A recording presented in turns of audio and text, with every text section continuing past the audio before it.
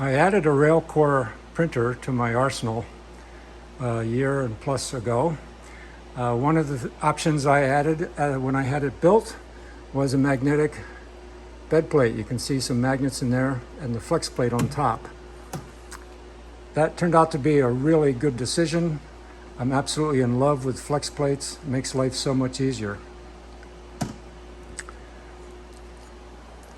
The Raise3D Pro 2, of course, doesn't have that, and I couldn't see any reason why it couldn't be added.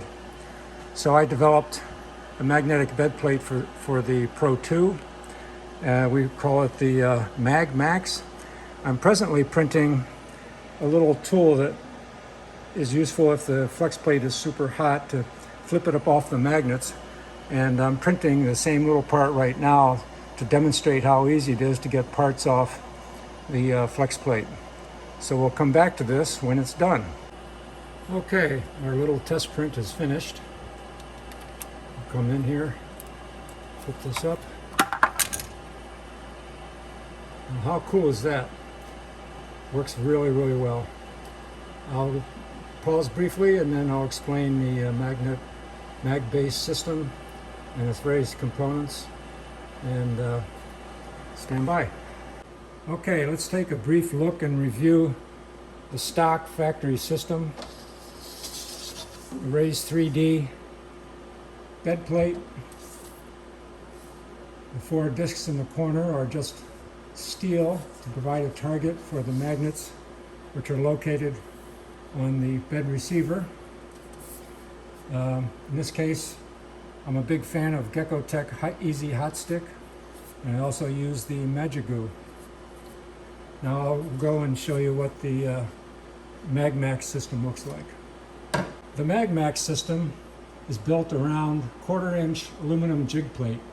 For those of you that are familiar with machining and the stock, this material is extremely flat, flatter than the stock material used by Raise3D.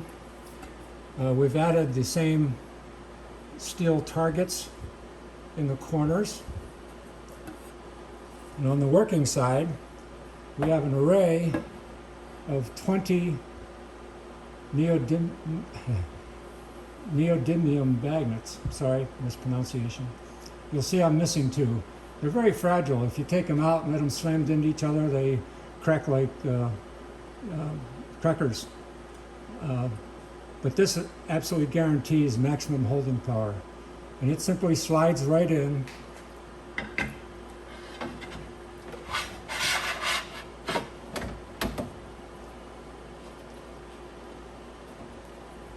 Locates on the existing magnets, and then retighten, and it's ready for the flex plate. My colleague Paul English and I are both big fans of the build tack sheets. The logo is covered up on the other side, but these are the very best quality and have the most magnetic properties of all the sheets that we've tested so far. And as you can see, it's extremely flexible. It makes it really easy to pop off even tough parts. We slide it in, get it reasonably close, and it's down. We do supply the STL file. We're using the 3DX PLA with carbon fiber to make these. It's really fabulous material, easy to work with, very, very stiff, makes great parts for fixtures.